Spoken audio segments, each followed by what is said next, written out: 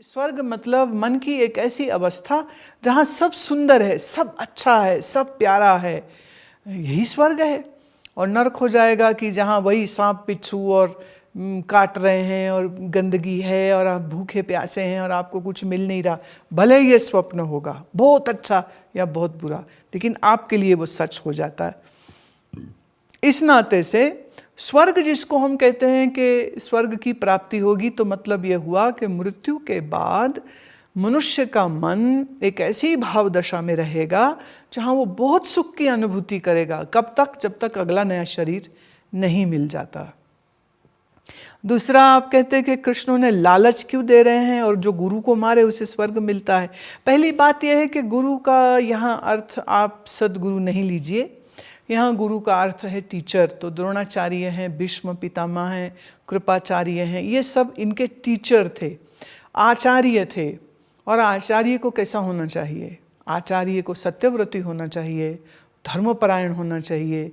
पर यहाँ तो आचार्य महाराज अपने अपने स्वार्थों और अपने अपने लोभ के कारण कौरवों का साथ दे रहे हैं, जो कि गलत है और उन्हें मालूम भी है कि गलत है।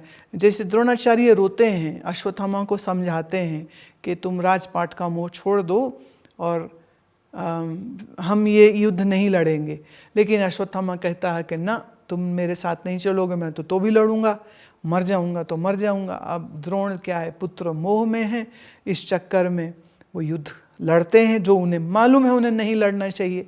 इसीलिए जब समय वो आया कि युद्ध के क्षेत्र में अश्वत्थामा मरो नरोवा कुंजरो बात कही गई और उन्होंने हथियार छोड़ दिए, क्योंकि वो लड़ रहे हैं अश्वत्थामा के लिए ही।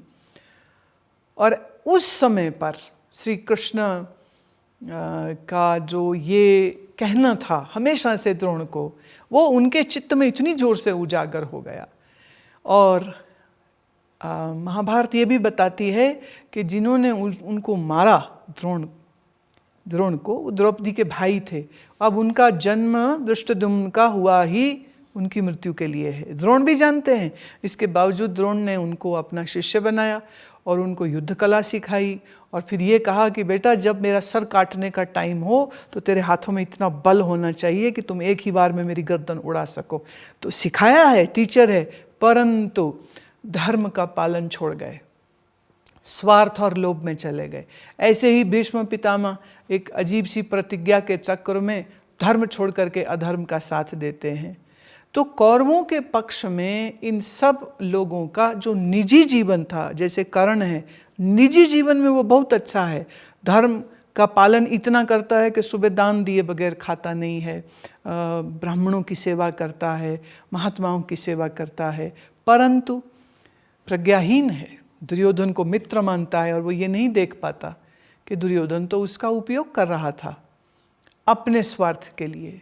पर कर्ण की अभिलाषा, लालसा, लालच के वो राजा बने, उसे सम्मान मिले, इस कारण से जानते हुए पर भी जो अधर्म का पालन करता है उसका दोष और भी ज़्यादा बड़ा हो जाता है। जो राक्षस है, जो तमोगुणी है, जो बुद्धि से भ्रष्ट है, जब वो कुछ गलत करे फिर भी क्षमा के योग्य है। पर जो जानता है शास्त्र, जो समझता है, फिर भी गलत करता है, तो निश्चित रूप से वह अपने आचार्य की ड्यूटी को पूरे ठीक तरह से नहीं निभाए। और ये भी याद रहे कि श्री कृष्ण ने अलग अलग समय पर द्रोण को, कृपाचार्य को, कर्ण को, अश्वत्थामा को, दुर्योधन को, दुशासन को, धृतराष्ट्र को, जितने कौरवों के पक्षधर थे, सबको समझाया था कि इस युद्ध में वो भाग न लें, साइड में हो जाएं। और अगर उनकी शक्तियां दुर्योधन को नहीं मिलेंगी तो निश्चित रूप से पांडवों के लिए इस धर्म युद्ध को जीतना आसान हो जाएगा। पर अफसोस इसी बात का रहा कि साक्षात श्री कृष्ण के समझाने पर भी ये लोग नहीं समझे। तो फिर आखिरी चीज़ एक ही बचती है और वो है कि भैया अब तो फिर ये शरीर तुम्हारा छुड़ाना पड़ेगा, क्योंकि इस शरीर में, इस वर्तमान में, इन परिस्थितियों में आप अपना मोह और लोभ का त्याग नहीं कर पा रहे हैं। इसलिए तो कृष्ण कोई लालच नहीं दे रहे हैं, सिर्फ अर्जुन को उसका कर्तव्य पालन करने के लिए हर पक्ष से समझा रहे हैं कि युद्ध करने से समाज का लाभ है, तुम मर जाओगे तो भी चिंता मत करो, स्वर्ग की प्राप्ति होगी। स्वर्ग माने तुम्हारी मनोदशा बहुत अच्छी रहेगी।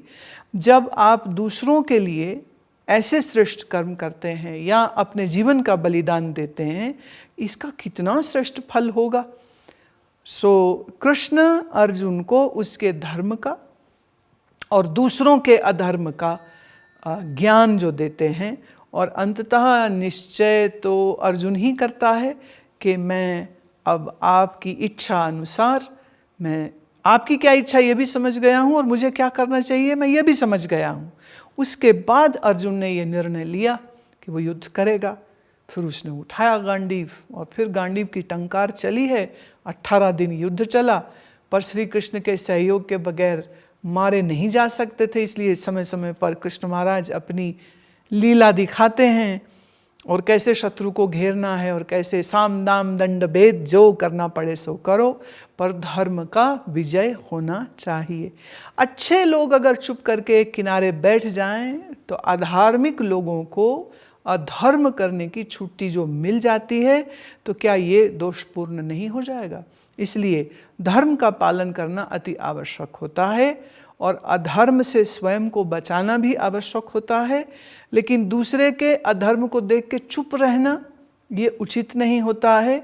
और अर्जुन की जो पोस्ट है, माने राजा का पुत्र है और एक बहुत बड़े साम्राज्य का वो राजकुमार है, और उसकी ये जिम्मेदारी बनती है कि उनके शासन प्रशासन में वो राजा हो जो धर्मपरायण हो। याद रहे आज के राजनेता राजा ही हो गए ना, तो इसको ऐसे लीजिए that if a politician is very well versed and established and is a practitioner of spiritual sciences, this person can do great welfare of his community, of his society, of his country. And if a corrupt, a very mean and a very arrogant person, a very egotistical person becomes, say, today's politician, an MP or a PM or a president, then these individuals can really havoc that country. So we need to see in our today's time, these modern days, that whom we choose, that person should definitely have these good qualities of dharma in them. If they don't have dharma, now I don't know how many people choose their representatives on these lines, because they just give the hopes and the promises of jobs and houses and employment, and people are very happy for it. Nobody is talking about dharma.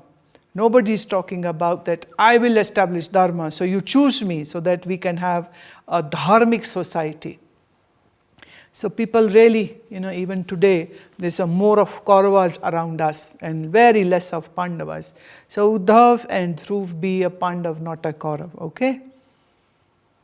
विशुल Sapra प्रश्न है, बड़ा लंबा लिखा है, छोटा सा मैं इसको कर देती हूँ। वो लिखते हैं कि मुझे ऐसा लग रहा है जैसे किसी टॉप यूनिवर्सिटी में मेरा एडमिशन हो गया है, ऐसा खतरनाक ज्ञान मिल रहा सत्य को जानने के लिए प्रयास तो कर रहा हूँ, पर इससे संतोष नहीं हो रहा। काम करता हूँ पर मन नहीं लगता, और जीवन ऐसे तो बहुत अच्छा हो गया है, पर गुरु के बगैर अब रहना मुश्किल होता जा रहा है। जैसे मन तो अब यहीं लग गया है, कर्तव्य निभा रहा हूँ पर सत्य को नहीं जाना है और कर्म कर रहा हूँ तो ये कचोटता है। अपने पार्टनर की इजाज़त के बगैर आगे नहीं बढ़ सकता एंड ऑल दैट। एनीहाउ वो कहते हैं कि परमानेंट बंधनों से मुक्ति पानी है, सत्य जानना है, फारिग हो जाऊं और फिर खूब सेवा करूं, ये चाहता हूं। तो बड़ी अच्छी बात है। ये प्रश्न से अधिक मुझे जहाँ तक प्रतीत हो रहा है कि ये आपके मन की एक पीड़ा भी है और आपके मन का एक स्वप्न भी है, एक चाह भी है। अच्छी बात है और ज्ञान मिल रहा है, आप उसको समझ पा रहे हैं, आप उसको जीवन में लागू कर पा रहे हैं, और भी उत्तम बात है। आपको गुरु आश्रम याद आता है, घर में रहना कठिन लगता है, ये और भी अच्छी बात है। इसमें बुरी चीज़ क्या है? हम क्यों कहें कि तुम्हारा घर में दिल लग जाए और तुम हमें भूल जाओ? ना, ये तो हम नहीं कहेंगे। हम कहेंगे तुम्हें नींद ना आए। हम कहें तुम और बेचैन हो जाओ, क्योंकि वैराग्य का लक्षण यही तो होता है कि आप संसार में हैं पर आपको संसार में आसक्ति नहीं है। आप भोगों में हैं पर भोग आपको ललचाते नहीं हैं, लालायित नहीं करते, आकर्षित नहीं करते हैं। जैसे भोजन खाना है तो भोजन निरासक्त होकर के भी खाया जा सकता है और भोजन लोलुप होकर के भी खाया जा सकता है। और पत्नी, परिवार, माता पिता, ये सब संबंधों में आसक्त होकर के भी जिया जा सकता है। और इन सबको एक temporary arrangement as per your प्रारब्ध हुई है, ये देखते हुए अपने कर्तव्य का पालन करना। बट हृदय में ये निश्चय एकदम क्लियर होना चाहिए कि ये कर्म का लेन देन है। कुछ हमने इनसे लिया होगा, आज देना पड़ रहा है, कुछ उन्होंने हमको दिया होगा तो हमको परस्पर ये देन लेन करने पड़ रहे हैं, इसलिए संबंध बनते हैं। माँ पिता, भाई बहन, पत्नी, बच्चे, मित्र, शत्रु, यह सब आपके पूर्व किए गए कर्म के फल अनुसार बनते हैं। अब ये चक्र हम चलाना नहीं चाहते हैं, क्या करें? तो करने का तो फिर एक ही चीज़ होती है कि इस शरीर से, जिसका नाम विशुल है, उस शरीर से आपकी आसक्ति को तोड़िए। और मन के ये जो दौड़ है कि संसार में सुख है और हम जितना भोगेंगे हम उतने मज़े करेंगे, ये जो संसार की तरफ जो आकर्षण है, जो दौड़ है, उस दौड़ को ब्रेक लगाना। और आनंद और सुख मेरे अपने ही अंतर है, मेरा अपना आत्मस्वरूप ही आनंद स्वरूप है। और जब जब हमारा मनोवृत्ति चंचल होती है, संसार में जाती है, तो दुख होता है, शोक होता है, क्योंकि चीज़ जब तक ना मिले ना तो तड़प तड़प तड़प चलती है, और चीज़ मिल जाए तो ऐसे एकदम चैन आ जाता है मन को कि हाँ अब हो गया। कुछ भी हो सकता है, वो कोई चीज़ है, कोई पैसा है, कोई मकान है, कोई घर है, whatever your mind has desired, जब तक मिलती नहीं तब तक बिना जल के मछली जैसे तड़पता है मन। मिल जाए तो मन टिक जाता है। और विचार सागर में ये बहुत सुंदर प्रक्रिया आती है कि जब ये मन ठहरता है तो आनंद स्वरूप आत्मा का प्रतिबिंब इस ठहरे हुए मन में पड़ता है। तो सुख तो आया भीतर से, पर भ्रम होता है कि इस वस्तु से मुझे सुख मिला है। वास्तव में आपकी मनोवृत्ति जब तक ठहरी रहती है तब तक सुख रहता है, और जब वो आपकी मनोवृत्ति हिल गई, या कब हिलती है, मन क्या है ना, जब चीज़ नहीं मिली तो मिले मिले मिले, मिल जाए थोड़ी देर में ऊब जाता है, अच्छा अब नेक्स्ट क्या है ना, अब और क्या। तो जब वो और क्या हुआ और मनोवृत्ति चंचल हुई तो आनंद खत्म। अब इसमें वेदांत ये सिखाता है कि अगर मेरी मनोवृत्ति के ठहरने से ही सुख की अनुभूति होती है, और यूँ तो दुनिया में इच्छा पूरी होए तो मनोवृत्ति ठहरती है, लेकिन अगर मैं अपनी मनोवृत्ति को योग के, उपासना के माध्यम से ठहरा लूँ तो आत्मा आनंद का प्रतिबिंब हमेशा ही इस मन में पड़ता रहेगा।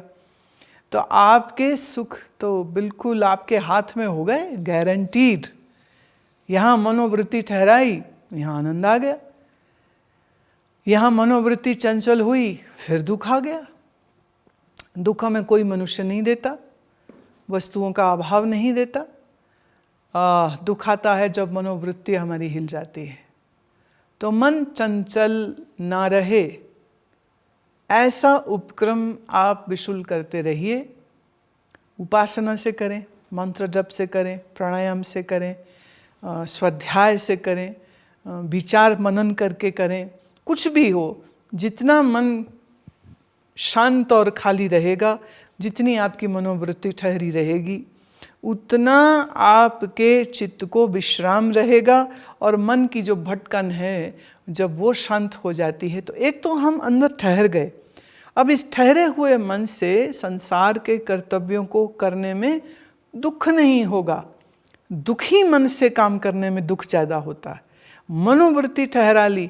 अब अभी मैं बात कर रही थी ना, अर्जुन ने समझ लिया ज्ञान, तो फिर वो कहता है नष्टो मोहा स्मृति लब्ध्वा। आपकी कृपा से, आपके प्रसाद से मेरी मन तो बिल्कुल मोह नष्ट हो गया। अब जो आप कहे यंत्र रूढ़ानी माया, अब ये शरीर और ये मन आपका यंत्र है जो माया ने बनाया है। तो इस यंत्र को आप जैसा उचित समझे वैसा प्रयोग करिए। वाणी में बहुत सुंदर एक शब्द आता है, काठ की बपरी, काठ की पुत्री कहा करे बपरी, खिलावन हारो जानो रे।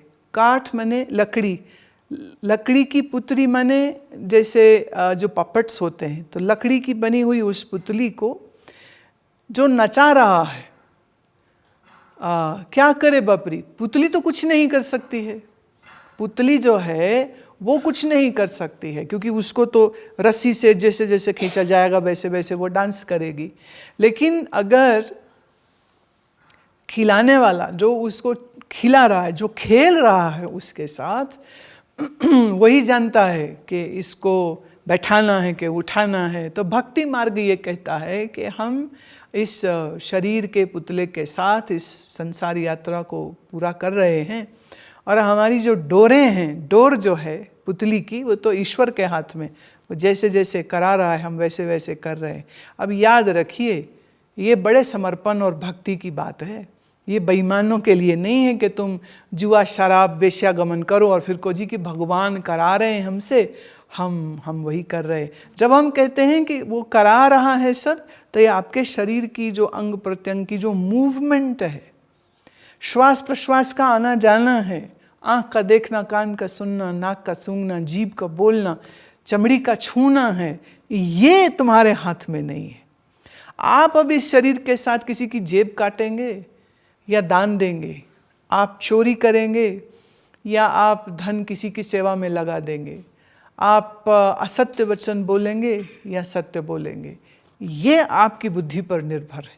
ये आज़ादी, ये फ्रीडम, ये चॉइस वो तुम्हारे पास है, वो ईश्वर के पास नहीं है, वो आपके पास है।